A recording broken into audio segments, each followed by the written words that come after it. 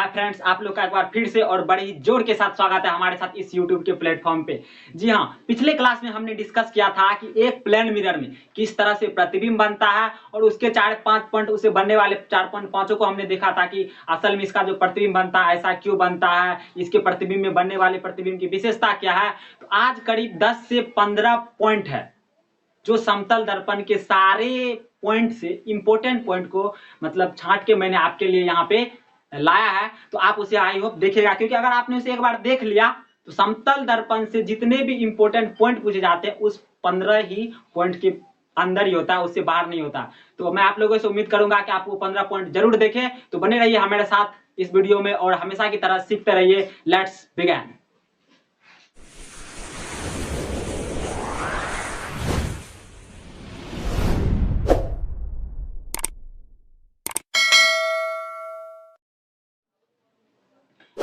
तो चलिए हम देख लेते हैं इसके एक एक पॉइंट को अच्छे से, क्योंकि देखना ही बहुत जरूरी होता। पहला पॉइंट है, समतल दर्पण से वस्तु की दूरी तथा इसके प्रतिबिंब की दूरी परस्पर क्या होती है, बराबर होती है। हमने क्या देखा था पिछले, जैसे मान लीजिए ये क्या है, मिरर है। अगर यहाँ से यहाँ की दूरी x वस्तु पे रखी हुई है तो इसका प्रतिबिंब भी दर्पण के पीछे कितने दूरी पर बनेगी, x मीटर की दूरी पर बनेगी। ये पहला पॉइंट हो गया। पहला पॉइंट क्या हो गया, समतल दर्पण से वस्तु की दूरी तथा इसके प्रतिबिंब की दूरी परस्पर क्या होती है, बराबर होती है। जितनी वस्तु दूरी उतनी क्या होगी, प्रतिबिंब दूरी। तो आपको क्वेश्चन पूछा जाता है किसी समतल दर्पण के सामने 5 मीटर की दूरी पर वस्तु रखी जाती है तो प्रतिबिंब दर्पण से कितने दूरी पर बनेगी। तो प्रतिबिंब दर्पण से कितने दूरी पर बनेगी, 5 मीटर पे। लेकिन अगर आपको पूछा जाए कि अगर ये मान लीजिए दर्पण है, ये क्या है, दर्पण है और वस्तु दर्पण से 5 मीटर की दूरी पर रखा है तो वस्तु और प्रतिबिंब के बीच की कितनी दूरी होगी। तो आपको ये ध्यान देना पड़ेगा कि यहां से प्रतिबिंब 5 मीटर के दूरी पर बनेगी। लेकिन आपको क्या पूछा, आपको ध्यान दे, आपको प्रतिबिंब और वस्तु के बीच की दूरी पूछ रहे, तो प्रतिबिंब और वस्तु के बीच की दूरी कितनी हो जाएगी, 10 मीटर पूछेगी। ये पूछा हुआ क्वेश्चन है, आरआरबी एनटीपीसी में क्वेश्चन पूछा था कि जो आरआरबी एनटीपीसी नहीं, टेक्नीशियन में क्वेश्चन पूछा था। तो यानी यहाँ से अगर आपसे दर्पण से प्रतिबिंब की दूरी पूछे तो 5 मीटर, दर्पण से वस्तु की दूरी पूछे तो 5 मीटर। लेकिन अगर वस्तु और प्रतिबिंब के बीच की दूरी पूछे समतल दर्पण में तो कितने दूरी पर बनता है, 10 मीटर की दूरी पर। तो आई होप आप लोग इसे समझ गए। दूसरा पॉइंट है, प्रतिबिंब का आकार वस्तु के आकार का बराबर होता है। कहने का मतलब अगर 5 मीटर की ऊंचाई की वस्तु है तो जैसे मान लीजिए समतल दर्पण में मेरा हैंड रखा हुआ तो यहाँ से यहाँ तक की जितनी ऊंचाई होगी, अगर दर्पण में इसका प्रतिबिंब देखे तो प्रतिबिंब भी इतनी ही ऊंचाई का बनेगा। फिर अगला पॉइंट, अपना पूरा प्रतिबिंब समतल दर्पण में देखने के लिए दर्पण की न्यूनतम ऊंचाई वस्तु की ऊंचाई की आधी होनी चाहिए। देखिए इसको आप समझिए, कहने का मतलब ये मान लीजिए ये x मीटर का कोई वस्तु है, x मीटर का कोई वस्तु है और x मीटर का कोई वस्तु है, x मीटर ऊंचाई का कोई वस्तु। अगर इसको अपना पूरा प्रतिबिंब देखना है तो दर्पण की जो मिनिमम ऊंचाई होनी चाहिए कितना होना चाहिए, x/2 होना चाहिए, यानी कि x/2 मीटर। यानी कि अगर आपकी ऊंचाई 6 फीट की है, अगर आपकी ऊंचाई 6 फीट की है और अगर आपको प्रतिबिंब अपना देखना है तो दर्पण की ऊंचाई कितनी होनी चाहिए, 3 फीट की। अगर आपकी ऊंचाई 10 मीटर की, किसी खंबे की ऊंचाई 10 मीटर की है, अगर उस समतल दर्पण में उसका पूरा प्रतिबिंब देखना है तो उसकी ऊंचाई मिनिमम कितने, कम से कम कितना होना चाहिए, अगर 10 है तो 5 मीटर की दर्पण आपको लगेगा ही लगेगा। अगला पॉइंट है, समतल दर्पण में हमेशा काल्पनिक प्रतिबिंब बनता है। समतल दर्पण में इस बात को आप सब जानते हैं, ये आप ध्यान में हमेशा रखिएगा, क्योंकि जब हम और दर्पण के बारे में पढ़ेंगे तो वहां पे हम इस चीज को डिस्कस करेंगे कि क्या डिफरेंस, किस तरह से क्वेश्चन पूछा जाता है। समतल दर्पण में हमेशा काल्पनिक प्रतिबिंब बनता है। आप देखिए ये पॉइंट बहुत ही इंपॉर्टेंट है, ये आपको बहुत बार एग्जाम में अक्सर, अगर हाई लेवल के एग्जाम में जाइएगा तो आपको अगर दर्पण से, समतल दर्पण से क्वेश्चन पूछता है तो इसी पॉइंट से पूछता है। ऐसे पूछ तो कहीं से भी सकता है, लेकिन इससे ही अक्सर पूछा जाता है कि आपतित किरण की दिशा नियत रखते हुए, जैसे मान लीजिए क्या है, ये दर्पण है, ये एक प्लेन मिरर हो गया और यहाँ से आपतित किरण आ रही है और ये परावर्तित होकर ये लौट जा रही है। तो पहला बात है कि आपतित किरण की दिशा नियत रखते हो, यानी कि जो इसकी दिशा, ये क्या है, इसकी दिशा है। अगर आपकी इस दिशा को नियत रखते हैं और समतल कोण को थीटा कोण, जैसे मान लीजिए यहाँ पे ये आप दर्पण, आप मान लीजिए दर्पण का ये पॉइंट हो गया, ये दर्पण का, अब पहले आप दर्पण यहाँ नहीं है, अब थीटा यहाँ, यानी दर्पण अब कितना हो जाएगा, ये थीटा कोण से घूम गया। यानी कि पहले दर्पण की स्थिति ये थी, लेकिन अब दर्पण की स्थिति क्या हो गई, ये हो गई। अब इसके रिस्पेक्ट में जो अगर मान लीजिए दर्पण और ये आपतित किरण के बीच में जो जितना वो थीटा कोण से घूमा, यानी कि आपतित किरण की दिशा नियत रखते हुए, आपतित किरण की दिशा को आप नियत रखिए और आप समतल दर्पण को क्या कीजिए, थीटा कोण से घुमा दीजिएगा, तो परावर्तन कोण की जो घूमने की दिशा में थीटा कोण से घूम जाता है। परावर्तित किरण क्या होती है, 2 थीटा कोण से घूम जाती है। अगर समतल दर्पण को आप नियत रखिए, सॉरी, आपतित किरण की दिशा को आप नियत रखिए। आपतित किरण की दिशा यानी कि जो दिशा है वो उसी दिशा में आ रही है, आप आपतित किरण के साथ कोई छेड़छाड़ नहीं कर रहे। अब बस आपने क्या किया, समतल दर्पण को पहले ऐसा था, आप ऐसे कर दिए, तो इसके बीच में कोई थीटा का एक डिफरेंस आएगा। तो अगर आप आपतित किरण को थीटा कोण से अगर घुमा देते हैं, आपतित किरण को नियत रखते हुए दर्पण को थीटा कोण से घुमा देते हैं, तो परावर्तित किरण जो होगा दर्पण के साथ 2 थीटा कोण से घूम जाएगी। वही बात है कि आपतित किरण की दिशा नियत रखते हुए यदि समतल दर्पण को थीटा कोण से घुमा दिया जाए तो परावर्तित किरण दर्पण की घूमने की दिशा में, परावर्तित किरण दर्पण की घूमने की दिशा में 2 थीटा कोण से घूम जाएगी। इससे रिलेटेड एक और पॉइंट आता है, वहां पे हम क्या करते हैं, दर्पण को ही नियत रखते हैं लेकिन उसमें और दूसरा चेंजिंग करते हैं। हम आगे देख लेते हैं उसको, पहले आप इसका एक स्क्रीनशॉट ले लीजिए। देखिए एक पॉइंट है इसका जो बहुत ही इंपॉर्टेंट है। यदि दो समतल दर्पण एक दूसरे से, देखिए मान लीजिए ये एक समतल दर्पण है और दूसरा ये समतल दर्पण है, ये एक समतल दर्पण है और ये दूसरा समतल दर्पण है। यदि एक समतल एक दूसरे से थीटा कोण पर झुके, जैसे इसके बीच में मान लीजिए कितना डिग्री का कोण बन रहा है, थीटा। यदि दो समतल दर्पण एक दूसरे से थीटा कोण पर झुके होता था, उसके बीच एक वस्तु रख दिया जाए और आप इसके बीच में कहीं पे एक वस्तु रख दीजिए, ये मान लीजिए O B J is object, यानी इसके बीच में एक ऑब्जेक्ट रख दीजिए, तो दोनों दर्पण से परावर्तन, अब देखिए वस्तु रखे हैं, परावर्तन तो होगा ही, परावर्तन होगा तो एक दूसरे पे काटेगा, उसका प्रतिबिंब तो बनेगा ही।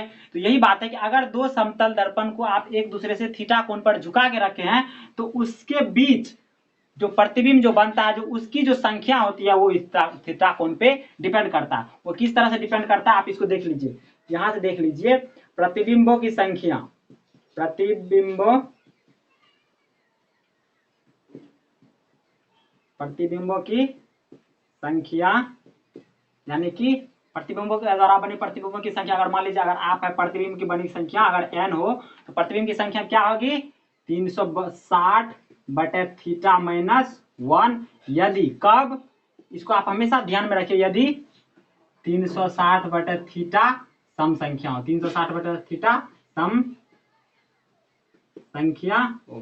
कहने का मतलब क्या हुआ कि यदि 360 बटे थीटा, अगर प्रतिबिंब का संख्या कितना होगा, अगर आपको 360 बटे थीटा का मान एक सम संख्या आता है तो प्रतिबिंब का संख्या 360 बटे थीटा माइनस 1 हो जाता है। अगर एग्जांपल के तौर पे अगर मान लीजिए अगर आपको थीटा कितना है 60 डिग्री है, तो 360 बटे ये दोनों के बीच में कितना डिग्री का कोण बन रहा है, माने दो दर्पण को एक दूसरे से 60 डिग्री पर झुका देते, ये कितना हो जाएगा 6 होगा। लेकिन प्रतिबिंब की संख्या क्या होती है, ये 6 क्या एक इवन नंबर है, और इवन नंबर आता है तो प्रतिबिंब की संख्या 6 360 बटे थीटा माइनस 1 बराबर 5। तो आपको दोनों दर्पण के बीच कितना प्रतिबिंब बनेगा, 5 प्रतिबिंब बनेगा। तो आप इसे समझिए प्रतिबिंबों की संख्या कितना हो जाएगा, n बराबर 360 बटे थीटा माइनस 1, यदि 360 बटे थीटा क्या हो, एक सम संख्या हो। ठीक है, आप सम संख्या, अगर मान लीजिए 360 बटे थीटा प्रतिबिंबों की संख्या, अगर मान लीजिए अगर ये 360 बटे थीटा क्या हो, विषम संख्या हो, अगर 360 बटे थीटा क्या हो, विषम संख्या हो, तो तब प्रतिबिंब की संख्या तब -1 नहीं होगा, तब प्रतिबिंब की संख्या जो 360 बटे थीटा है वही रह जाएगी। समझ गए इस बात को, प्रतिबिंब की संख्या कितना हो जाएगा, इतना ही हो जाएगा, यानी प्रतिबिंबों की संख्या अगर n बराबर कितना हो जाएगा 360 बटे थीटा, कब, यदि 360 बटे थीटा क्या हो, विषम संख्या। अगर आपको 360 बटे थीटा का मान एक विषम संख्या आ रहा है तो प्रतिबिंबों की संख्या जितना आ रहा है बस वही आंसर हो जाएगा। ठीक है, आप इसे समझ गए। अब देखिए इसका तीसरा केस ये आता है कि तीसरा केस आपको ये आता है, इसको हम मिटा के लिख देते हैं आपको,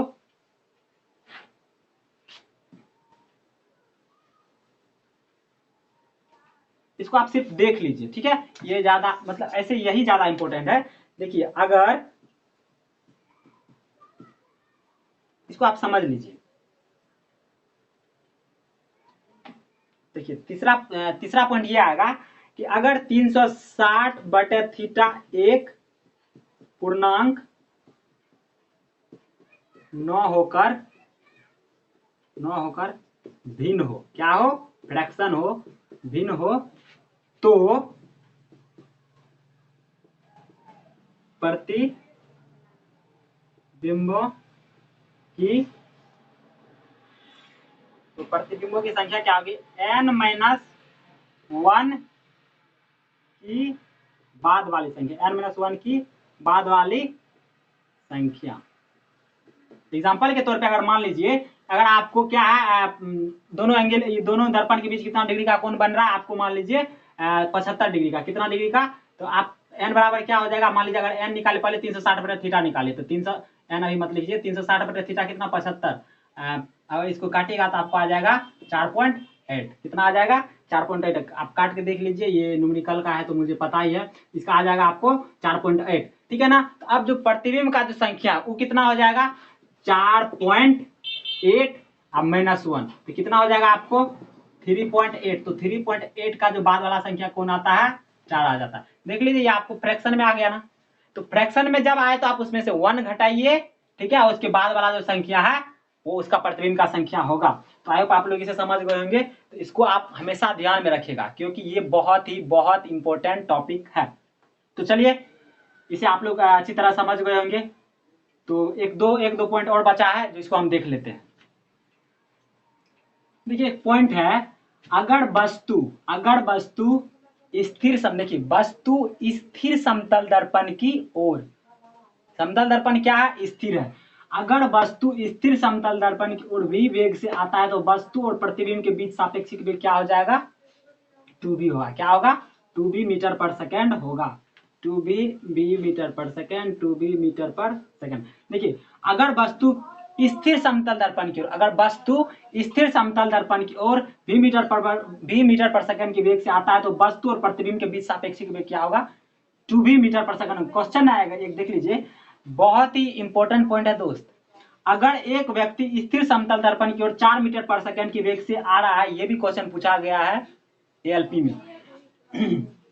अगर एक वस्तु स्थिर समतल दर्पण की ओर 4 मीटर पर सेकेंड की वेग से आ रहा है तो उसका प्रतिबिंब उस व्यक्ति की ओर, तो प्रतिबिंब उस व्यक्ति की ओर किस वेग से आएगा, तो जैसे ही आप रिलेटिव क्या हो जाएगा, 2 यानी कि 2 × 4 यानी कि 4 दूना 8 मीटर पर सेकेंड, 4 दूना 8 मीटर पर सेकेंड। अगर एक व्यक्ति स्थिर समतल दर्पण की ओर 4 मीटर पर सेकेंड की वेग से आ रहा है तो उसका प्रतिबिंब उस व्यक्ति की ओर किस वेग से आएगा, तो 8 मीटर पर सेकेंड। अब वो जब वस्तु मतलब दर्पण क्या स्थिर और वस्तु उसके ओर किधर से आ रहा है, 4 मीटर पर सेकेंड से, तो उसके बीच रिलेटिव वेलोसिटी कितना आ जाएगा, 4 2 जा 8 यानी कि 8 मीटर पर सेकेंड आ जाएगा। तो ये हुआ। तो आई होप आप लोग इसे समझ गएंगे। तो दोस्तों, समतल दर्पण से रिलेटेड जितने भी इंपॉर्टेंट टॉपिक से रिलेटेड पॉइंट होते हैं उन सारे पॉइंट को हमने यहाँ कवर कर लिया होगा, तो उन सारे पॉइंट को हमने यहाँ कवर कर लिया है। आई होप आप लोग इसे बहुत अच्छी तरह से समझ गए होंगे और मुझे आशा है कि आप लोग इसे दोस्तों को भी सिखाने में मदद करिएगा। तो चलिए, इसी के साथ हम इस क्लास को यहीं पे खत्म करते हैं और हमारे साथ इस तरह बने रहने के लिए आप लोग का बहुत बहुत धन्यवाद।